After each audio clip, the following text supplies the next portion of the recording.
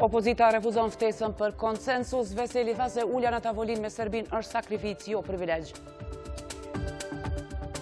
Ministrja e Integrimit paralajmëron vështirësinë në Këshillin e Ministrave të BE-s për çështjen e liberalizimit.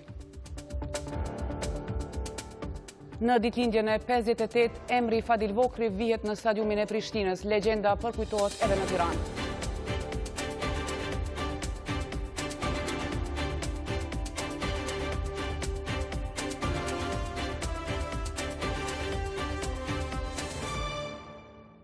Përshëndetje të nderuar shikues, ju flasim drejt për drejt nga studiot e RTK-s, ku jeni me magazinën informative Info3 Në vazhdim ju njohim me të rejat e fundit nga vendi, rajoni dhe bota. E në kuadër të bisedës në studio sot do të flasim për kulturë dhe sport. Pas pak me ne do t'jet i pari i këtij dikasteri qeveritar, ministri Kujtim Gashi.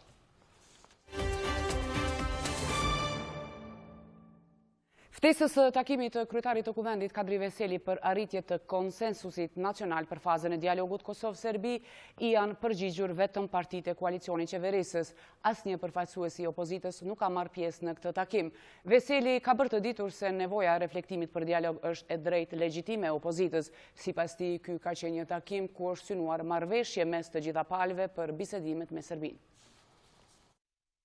Partitë opozitare kanë refuzuar ftesën e kryetarit të kuvendit të Kosovës Kadri Veseli. Ky takim kishte për qëllim gjetjen dhe mundësitë e një konsensusi të gjerë politik për fazën finale të dialogut Kosovë-Serbi dhe që kuvendi të ketë rol mbikëqyrës dhe vendimarrës për këtë proces. Megjithatë, palë DK-n, VV-n dhe PSD-n takimi është mbajtur në objektin e kuvendit me partitë që janë në pushtet. Përmes një adresimi para mediave, kryetari i kuvendit Kadri Veseli ka dhënë detaje. Sipas tij, konsensusi politik për dialogun duhet të arrihet për hir të sakrificës dhe gjeneratave të reja. Lejoni të theksoj edhe një fakt, cili është mirë dihet për publik. Kërkesa e sotshme për takim ka qenë më tepër kërkesë e opozitës. Formati i këtij takimi, kërkesë e opozitës e cila i është bërë qoftë përfaqësuesve të Bashkimit Evropian, qoftë ambasadorit të Shtetit Bashkuar të Amerikës. Duke folur për VV-n, ai tha se ky populizëm i tyre nuk do të funksionojë sikurse edhe në të kaluarën. Veseli tha se tradicionalisht konsensuset e brendshme kanë dhënë gjithmonë rezultat historik. Kreu i kuvendit tha se ulja në tavolinë me Serbinë është sakrificë dhe jo privilegj. Unë flas me shumë përgjegjësi. Një pjesë e opozitës ka pranuar që të merr pjesë në dialog. Dhe kjo është një vendimarrje që tani më ka ndodhur. Unë e thash në deklarimin tim, në adresimin, nevoja e akomodimit dhe qëndrimit politik, ndoshta mungesa e leadershipit, ka krijuar një situatë në cilën nuk jemi ende pjesëmarrje direkte, sido që të jetë, unë jam shumë i sigurt se do të kemi është shumë e rëndësishme për publikun, do të kemi një unitet plot në këtë proces. Kryeparlamentari Veseli vlerësoi se shteti i Kosovës është i shenjtë, sovraniteti është i pacenuar, duke shtuar se institucionet e Kosovës do të ruajnë partneritetin me SBA-n dhe BE-n. Kryetari i Lëvizjes Vetëvendosje ka parashtruar 5 pika për dialogun Kosovë-Serbi në kuvend. Kurti në postimin e tij në Facebook ka thënë se kuvendi i Kosovës nuk ka pse flet për dialog të ri kur deputetët nuk e diskutuan dialogun e vjetër. Ai thotë se në kuvend nuk duhet të diskutohet për ecurinë e dialogut të ri dhe sigurisat e tij. Rendi dur i gjërave sipas tij është që deputetët duhet të shtrojnë zyrtarisht kërkesat Serbisë e pastaj ajo të kërkojë dialog me Kosovën. Në pikën e parafundit, Kurti ka shkruar se marrëveshja kryesore e Brukselit, ajo e 25 gushtit të vitit 2015, doli të jetë antikushtetuese. Pa mandatin e Kuvendit të Republikës, presidenti aktual e nisi dialogun e ri me Serbinë, duke shpërfillur karakterin e Republikës parlamentare dhe jo vetëm, ka shkruar ndër të tjera kreu i vetëvendosjes Albin Kurti. Kuvendi i Kosovës në seancën e sotme ka kaluar disa projekt ligje duke përfunduar shumicën e pikave të mbetura të rendit të ditës nga seancat e kaluara. Ndër projekt ligjet më të diskutuara ishte edhe votimi në parim i projekt ligjit për kompetencat e zgjeruara për konfiskimin e pasurisë. Ligji për kompetencat e zgjeruara për konfiskimin e pasurisë ishte diskutuar disa herë në seancat paraprake të kuvendit dhe ishte përcjell me debate të ashpra mes pozitës dhe opozitës. Kuvendi po vazhdon punën me me punimet e seancës së re, të cilën e hapi kryetari i kuvendit. Ndërkohë po kërkohet që të hidhen në votim projekt ligji për ratifikimin e marrëveshjes ndërmjet Kosovës dhe Bashkimit Evropian mbi pjesëmarrjen e Kosovës në programin e Unionit, konkurrenca e ndërmarrjeve të vogla dhe të mesme kosme 2014-2020, ndërsa deputetët nuk arritën të kalojnë raportin vjetor të Agjencisë për Menaxhimin e komplekseve memoriale të Kosovës për vitin 2017 për shkak të mungesës së kuorumit.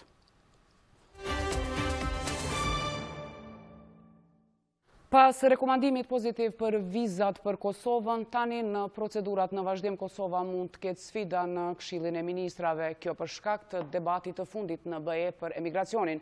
Kështu tha Ministrja e Integrimit Evropian Dhurata Hoxha para Komisionit Parlamentar për Integrime Evropiane, e cila ka prezantuar marrëveshjen financiare për fondet e IPA 2017. Procesi liberalizimit të vizave nuk ka asnjë lidhje me dialogun i cili po zhvillohet mes Kosovës dhe Serbisë. Ministrja e Integrimit Evropian Dhurata Hoxha ka hedhur poshtë pretendimet se faza e fundit e dialogut me Serbinë do të jetë përcaktuese nëse kosovarët do të mund të udhtojnë pa viza në fund të këtij viti. Sipas saj, betejë e Kosovës për vizat do të zhvillohet në muajt shtator e tetor. Nuk do të thot, apo liberalizimi i vizave nuk do të thot koncesione të reja për dialogun, bile mënyrën se si e shohun procesi liberalizimit të vizave, pra i përmenda afatet kohore që janë shtator, pra duke filluar prej 29 gushtit, shtator, tetor, dhe në fund të vitit, pra na betejën më të madhe do ta kemi në shtator dhe tetor, kur dialogu do të jetë ende në një fazë fillestare, pra nuk do të jetë diçka që do të mund ta ndërlidhim edhe nëse dëshirojmë. Këto komente Ministrja Hoxha i bëri para Komisionit për Integrime Evropiane, ku shkoi për të raportuar për ratifikimin e marrëveshjes financiare për IPA 2017, pjesa e parë ndërmjet Kosovës dhe Bashkimit Evropian. Me këtë rast, ajo tha se Kosova në fund të vitit duhet të dëshmoj progres në zbatimin e marrëveshjeve të arritura me BE-n. Raporti i vendit është qartë, është shumë i qartë dhe na tregon neve se cila është lista e veprimeve që duhet të bëjmë nëse dëshirojnë që raporti i vitit të ardhshëm të na dalë pozitiv. Para Komisionit Parlamentar për Integrime Evropiane, Ministrja Hoxha kërkoi nga deputetët që projektligjet që kanë të bëjnë me proceset integruese të kenë mbështetje. Kryeministri Ramush Haradinaj ka zhvilluar një vizitë pune në Ministrinë e Punëve të Jashtme. Me këtë rast, Haradinaj ka ofruar mbështetjen e tij për projektet dhe planet e Ministrisë së Jashtme. Sfidë më vete e ka quajtur kryeministri Ramush Haradinaj planin e politikës së jashtme, e cila, siç ka thënë ai, po has në vështirësi edhe në rajon dhe në integrimet euroatlantike. Ai gjatë një vizite që i bëri Ministrisë së Punëve të Jashtme, theksoi se bashkë me kreun e diplomacisë kosovare Begjet Pacolli kanë punuar shumë rreth politikës së jashtme si temë me rëndësi të madhe për vendin. Kem kërkuar janë pushim politik me Serbinë, pra ju kem kërkuar palëve në terrast amerikanëve dhe evropianëve, që në frymën e dialogut që po lajmërohet definitivo që për marrëveshjen finale që po quhet, që është një marrëveshje obligative ligjore që në kupton njohjen pra në frymën e këtij procesi të mbizotron një frymë paqes politike. Haradinaj tha se kanë plane dhe projekte konkrete dhe se sa herë që ka lajme pozitive do t'i bëjnë të njohura për publikun. E zëvendësi i tij, njëherësh ministri i punëve të jashtme Begjet Pacolli, e cilësoi të rëndësishme vizitën e parë të kryeministrit në dikasterin që ai e drejton dhe informoi kryeministrin për të gjitha punët e të arritura tek këtij institucioni. Sipas Pacollit, angazhimet e diplomacisë kosovare në çështjen e lobimit për shtimin e njohjeve të reja janë edhe më intensive. Sepse janë duke lobu kundër Kosovës në mënyrë të egërt, duhet ta them, me shumë mjete, me shumë konzoj nderit, me shumë njerëz biznesit që i kanë kyç dhe janë duke punu në këtë drejtim. Por kjo nuk na dekurajon për arsye se ne kemi diçka legjitime. Kryediplomati kosovar tha se qëndron prapa premtimit të tij për emërimin e ambasadorëve të karrierës, por që sipas tij ka mungesë kuadrosh.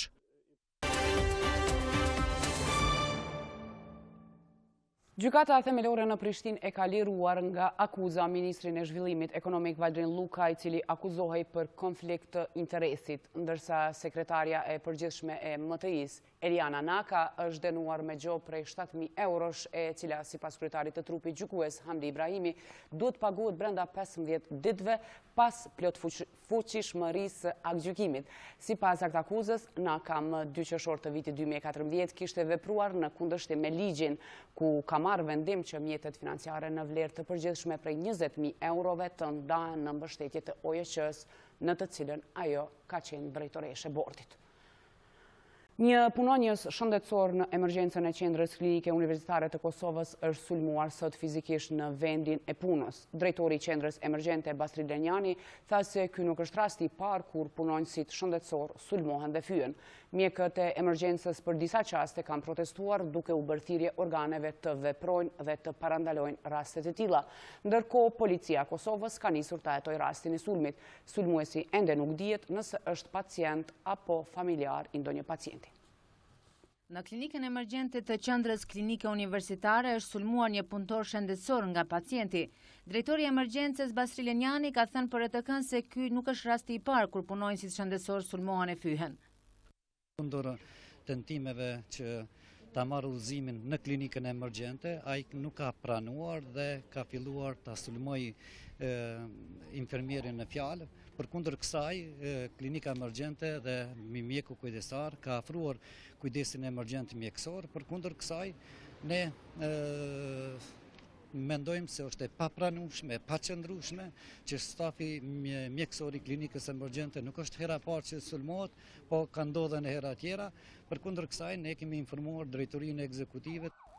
Sipas SHSKUK-s, sulmi ndaj stafit shëndetësor është i papranueshëm, andaj kërkojnë nga organet kompetente të kryejnë hulumtimet e nevojshme dhe ndëshkimi të bëhet konform legjislacionit në fuqi. Kërkojmë edhe nga organet kompetente që të marrin masa ndaj çdo sulmi, ndaj stafit shëndetësor, duke ditë se është një profesion human, do të gjithë janë në shërbim të pacientit, qoftë mjekët, qoftë infermerët, të cilët kujdestarojnë dhe punojnë pa ndërprej për të ndihmuar të pacientëve. Mirë po, jemi duke punuar në drejtim që infrastruktura të jetë e tillë, bile për emergjencë, jemi në fillim të muajit gusht, duke u kryer një renovim që nuk do të lejon çastje familjarëve për të cilët të ketë në hapësira të punës, do të ketë një kufizim, do të ketë recepcione, do të ketë vende ku do të presin palët, ndërsa ato ku ndihmohet, ku punohet, domethënë stafi personeli mjekësor, nuk do të kenë çastje ata të cilët nuk janë autorizuar për me marrë pjesë ato. Reagimi pati edhe nga Federata e Shëndetësisë, të cilët kërkojnë kushte për punë dhe strategji për mbrojtjen e mentilbardhëve në vendin e punës, ndërkohë sulmuesi është intervistuar nga organet e rendit. Eskorta e presidentit të Kosovës Hashim Thaçi sot është përfshirë në një aksident zinxhiror në Komoran të Drenasit. Në këtë aksident, përveç dëmeve materiale, askush nuk është lënduar. Ndërkaq, presidenti Thaçi pas zhbllokimit të komunikacionit ka vazhduar me agjendën e tij ditore, thuhet në njoftimin për medje nga presidenca. Kosova do të ketë edhe një task force atë për mbrojtjen e ambientit. Kryeministri Ramush Haradinaj është takuar me ministra dhe zëvendës ministra të linjës, përfaqësuesin e zjarrfiksëve dhe udhëhecin e projektit Ta pastrojmë Kosovën. Ai ka bërë të ditur se kanë bashkëndruar planet për aksionin në nivel të vendit për pastrimin e Kosovës nga të gjitha llojet e mbeturinave, përfshirë edhe ato ndërtimore të grumbulluara që nga pas lufta. Për këtë do të ngrihet një task force nacionale me koordinatore ministrën e ambientit. Sipas tij, synimi është zhvillimi qëndrueshëm duke ruajtur mjedisin.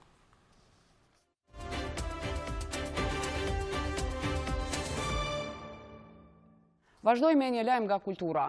Ka përfunduar edicioni 10 i festivalit Pri Film Fest, i cili brenda një jave solli në Prishtinë 58 filma premier, të cilët u shfaqën në programe të ndryshme garuese dhe jo garuese. Jubileun e këtij festivali e bëri më interesant prania e aktorës hollywoodiane Vanessa Redgrave, e cila në një konferencë për media u shpreh lumtur që viziton për herë të dytë Kosovën. Por fituesja e çmimit Oscar tha se ky festival duhet të ketë më shumë mbështetje.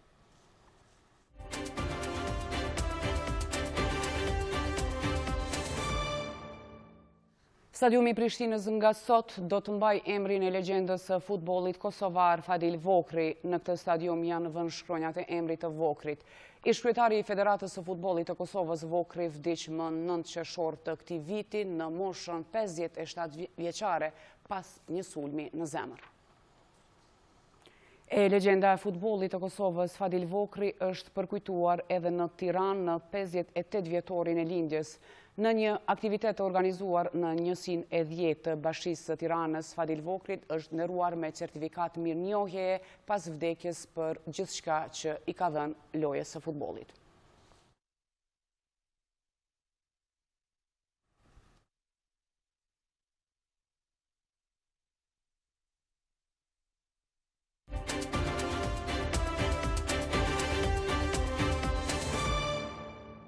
Edicione vazhdojmë me një lajm nga bota. Presidenti Amerikan Donald Trump dhe presidenti Iranian Hasan Rohani kanë shkëmbyer paralajmërime armiqësore në kohën e tensioneve në rritje mes të dyja vendeve. Donald Trump ka shkruar në Twitter se Irani do të vuaj pasojat që shumë pak i kanë vuajtur më parë gjatë gjithë historisë, në qoftë se kërcënon Shtetet e Bashkuara të Amerikës. Tutja i thotë se nuk jemi më një vend që rriduar kryq ndaj çmendurisë së gjuhës suaj të dhunës dhe vdekjes. Ki kujdes, ka përfunduar Trump. Kurse presidenti iranian Hasan Rohani më herët kishte deklaruar se lufta amerikane me Iranin do të ishte nëna e të gjitha luftrave. Komentet e presidentit Rohani që u bën para diplomatëve iranian gjithashtu kanë lënë edhe mundësinë e marrëdhënieve të mira të ardhshme me Shtetet e Bashkuara. Amerika duhet ta di se paqja me Iranin është nëna e të gjithë paqes dhe lufta me Iranin është nëna e të gjitha luftrave, ka thënë Rohani sipas agjencisë iraniane të lajmeve IRNA. Të dielën sekretari amerikan i shtetit Mike Pompeo tha se do të përpiqet të ndalojë vendet që të importojnë naftë iraniane deri në nëntor si pjesë e presionit të vazhdueshëm ndaj Teheranit. Duke u drejtuar një grupi iraniano-amerikan në Kaliforni, Pompeo tha se regjimi iranian i ngjan më shumë mafias se sa një qeverie. Në përplasjet e fundit ka reaguar edhe kryeministri izraelit Benjamin Netanyahu, i cili ka thënë se i vjen mirë që Shtetet e Bashkuara nuk po pranojnë më ekuacionet e Iranit. Në maj, Shtetet e Bashkuara braktisën një marrëveshje që frenonte aktivitetet bërthamore të Iranit në këmbim të heqjes së sanksioneve ndërkombëtare, por Washingtoni tani po reimponon sanksionet pavarësisht kundërshtimeve nga Britania e Madhe, Franca, Kina, Rusia dhe Gjermania, të cilat kishin nënshkruar marrëveshjen e vitit 2015.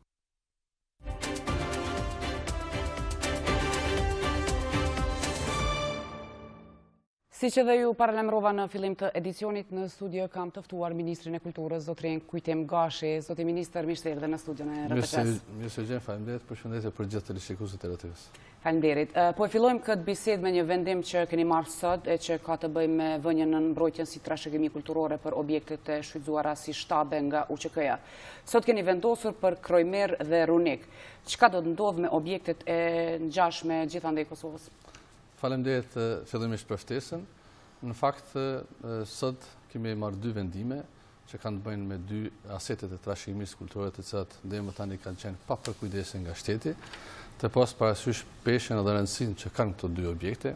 Njëri që ka të bëjnë me operimin e ushtrisë ligjëtare të Kosovës në brigadën 121 dhe tjetri një objekt i vjetër në shkatrim me sipër si shtëpi e kulturës që është njoftë dikur në fshatin Runik të Skenderajt, ti pas gjithmonë parasysh edhe vlerat historike që kanë të dy objektet, edhe peshën sot ka marrë vendim që të dy këto objektet i fus në listë të mbrojtjes trashëgimisë kulturore me qëllimin e vetëm që nga dita e sotme këto dy objekte të kenë përkujdesje të shtetit, se gjithashtu milionit të informoj se pas këtij vendimi qendrat rajonale të trashëgimisë kulturore dhe organet tona varëse janë të obliguar të hartojnë më njëherë projektet për të intervenuar në këto dy objekte. Në të njëjtën kohë, sa i përket pyetjes se çfarë do ndodh me objektet e tjera, ju e dini se ne për çdo vit e rifreskojmë listën e objekteve ose aseteve të trashëgimisë, edhe në fund të vitit 2017 e kemi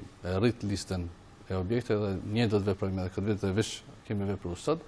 Jam shumë i vendosur bashkë edhe me ministrinë që gjitha objektet që kanë vlera historike dhe kombëtare ti fusim nën për kujdesin e shtetit, sepse ashtu siç e kam thënë edhe në për intervistat e mëparshme, edhe buxheti për trashëgimi kulturore është rrit në Ministrinë e Kulturës dhe i njëjtë do të vazhdon edhe për vitin 2019 me një rritje solide dhe besoj që gjitha këto objekte, gjitha këto asete do ta gjejnë për kujdesin e Ministrisë së Kulturës, Rinisë dhe Sportit. Minister, sot pam që stadiumi të Prishtinës ju vën shkronjat e para të emrit të legjendës së futbollit Fadil Vokri, kur do të jetë gati ky stadium? Në fakt, ndoshta një ditë edhe emocionuese edhe për ne që e kemi njohur legjendën Fadil Vokri. Kjo ka ndodhur sot me rastin e ditëlindjes së tij. Ka qenë një projekt të cilin e kam gjetë duke u implementu në momentin kur e kam marrë mandatin si ministër dhe kam qenë shumë i përkushtuar që ta përfundojmë në afat rekord dhe sot jam jashtëzakonisht i lumtur që qytetarëve të Kosovës, Prishtinës, futbollistëve stadiumin veç Pierre de Rezem me datën 28 korrekt të muaji ne do ta kemi lojën e parë testuese ku do të kemi edhe inspektorët e FIFA dhe UEFA-s në stadium të cilët do ta shohin nga afër se ai plotson ky stadium tashmë kriteret, kushtet, por edhe kërkesat që ata kanë parashtruar në projekt. Dhe jam shumë i bindur edhe nga informatat që kam, po edhe nga vizitat e mëhershme që kanë pas inspektorët e UEFA-s, stadiumi i Prishtinës Fadil Vokri me datën 28 do të licencohet nga UEFA pas një pune intenzive, pas një përkushtimi maksimal që kemi pas deri në orët e vona edhe me kompaninë, edhe me organin mbikëqyrës, por edhe unë si ministër i cili ndoshta çdo 2 ditë kam qenë në stadium, vetëm që me datën 28 ta kemi stadiumin në dispozicion dhe klubet tona garat të zhvillojnë në Kosovë dhe jo ta shfrytëzojnë Shkodrën ose Elbasanin dhe jam shumë i lumtur që me datën 28 këtij muaji stadiumi do ta kemi të gatshëm. Minister, çka po ndodh me stadiumin ndërkombëtar i cili është para të ndërtohet në Drenas? Po në fakt stadiumi kombëtar i cili me vendim të qeverisë është vendosur të ndërtohet në territorin katastral të Drenasit, diku aty afër aeroportit në zonën industriale, është në rrugtim të mirë. Ne kemi pas një thirrje për hartim të projektit, për fizibilitet dhe kemi pas konkurrent rreth 19 kompani të huaja ku prej të cilave 18 nga ato janë kompani të cilat kanë zhvilluar projekte të tilla dhe sot ka stadiume që pikërisht këto kompani i kanë realizuar dhe tashmë kemi edhe kualifikimin e 6 kompanive përfundimtare të cilat do të merren me këtë projekt. Sigurisht që na do të edhe një periudhë e konkurrencës brenda këtyre 6 kompanive që janë kualifikuar dhe besoj që Kosova do ta ketë të gatshëm projektin diku në fillim të vitit të ardhshëm për të filluar pastaj ndërtimi i cili ndërtim mund na zgjat 3 deri në 4 vite dhe jam shumë i lumtur që ka një vullnet politik nga gjithë leadershipi kosovar, por edhe një vendospëri e jona brenda ministrisë që Kosovës, sportit, futbollit kosovar t'i dhurojmë edhe një stadium të bukur të madh të parën të këtij lloji ndoshta në jo vetëm Kosovë por edhe më gjerë. Zoti Gashi, pse keni vendosur që ta ndërtoni pishinën olimpike në Prizren e jo në kryeqytet? Në fakt, ndoshta për të mos reflektohet kjo pse unë vin nga Prizreni, nuk është kjo arsye. Një kronologji e këtij projekti, nëse më lejo ta shpjegoj, ky projekt ka filluar nga komuna e Prizrenit në kohën kur rastisht edhe unë kam punuar në komunat vitin 2017, në fakt fillim të vitit 2017, dhe pas ardhjes sime në kryet ministrisë, atëherë kam tentuar që këtë projekt ta marrim në financim nga ministria të pas parasysh kostën që ka projekti dhe pamundësinë e komunës Prizrenit për të investuar me një projekt për të cilën po mendoj se do të jetë një prej projekteve më të mira e më të mëdha në fushën e sportit me theks veçantë pjesës së notit. Por nuk është projekti i vetëm që po realizohet si pishinë olimpike në Kosovë, sepse edhe në Mitrovic ka një investim të tillë i cili bëhet nga Bashkimi Evropian dhe është menduar që të ketë 2 qendrat e Kosovës nga një pishinë olimpike, njëra të jetë në veri dhe tjetra në jug. Dhe kjo ka qenë arsye, domethënë projekti ka filluar nga komuna e Prizrenit në vitin 2017 dhe ka pas për një kohë prolongim të procedurave të projektit dhe tashmë kemi një moment fillimit të këtij projekti dhe besoj që Kosova me theks veçantë Prizreni për një kohë ose për një periudhë të shkurtër do të jetë një koqire e zhvillimit të garave të notit, sepse kjo pishinë do të jetë pishinë e cila do t'i plotësojë gjitha kriteret dhe kushtet edhe ndërkombëtare dhe do të jetë pishinë e cila do të funksionon gjatë 12 muajve të vitit, sepse do të jetë e përshtatshme edhe për stinë të ndryshme, por edhe gjatë periudhës së dimrit edhe gjatë verës. Zoti Gashi, do të flasim pak për projektet artistike që Ministria i ka mbështetur këtë vit. Sa jeni të kënaqur me punën që po bëjnë artistët? Në fakt, ju e dini që tashmë artistët tonë gjithandej botës përpos që promovojnë Kosovën, bëjnë edhe aktivitetet të jashtëzakonshme të kulturës në gjitha fushat. Me tekst të veçantë do ta veçoja kinematografinë tonë, e cila po bën një punë të jashtëzakonshme edhe në Kosovë dhe jashtë saj, dhe shumë regjisorë tonë, shumë aktorë tonë janë duke bërë veprime të jashtëzakonshme në arenën ndërkombëtare. Të pas parasysh gjitha këto rezultate dhe sukseset të artistëve tonë gjithandej, para disa ditësh kam vendosur që buxhetin për qendrën kinematografike të Kosovës nga 750 mijë sa ka pas në vitin 2017 të arrisë në afro 1.300.000 euro, me të vetëm në qëllim që Ministria e Kulturës të jetë në mbështetje dhe në përkraje të artistëve tonë me tekst veçantë gjithë atyre që përgatisin filma edhe për shfaq këtu në Kosovë, por edhe në jashtë Kosovës, dhe kjo besoj tregon më së miri ndoshta mbështetjen për kryen edhe për kushtimin tonë që kemi të pjesa e kulturës. E të njëjtën kohë, më lejoni të theksoj që ne kemi pas edhe një konkurs, një thirrje publike për projektet kulturës, e cila thirrje ka qenë më shumë se 700.000 euro, domethënë kemi ndarë mjete për organizatat kulturore, për institucionet kulturore. Dhe kjo tregon edhe njerë për kushtimin tonë që e kemi të gjithanshëm, jo vetëm të pjesa e sportit e rinisë, por edhe të pjesa e kulturës. Dhe në këtë kontekst, ne do të vazhdojmë ngritjen graduale të buxhetit për secilat institucione kulturore që janë varëse të Ministrisë Kulturës, por edhe për organizatat e shoqërisë civile, të cilat ekskluzivisht merren me aktivitete kulturore. Po me organin drejtues të teatrit, zoti ministër, çka po ndodh, kur pritet të zgjidhet drejtori? Në fakt, ju e dini, ka qenë një procedurë në teatr, Këshilli i Teatrit ka shkarku ish drejtorin e këtij institucioni, për arsye që tashmë janë 1 orë, dhe ka qenë një periudhë kohore ku Këshilli është dashur të respektojë procedurat administrative të ankesave që kanë ndodhur nga ish drejtori. Jam informuar që kemi arritur në një moment ku ne jemi duke përgatitur shpalljen e konkursit për drejtor të ri të teatrit. Momentalisht nuk kemi ndonjë zbe ose mungesë të aktiviteteve, sepse ne kemi caktuar ushtrues detyre në teatr.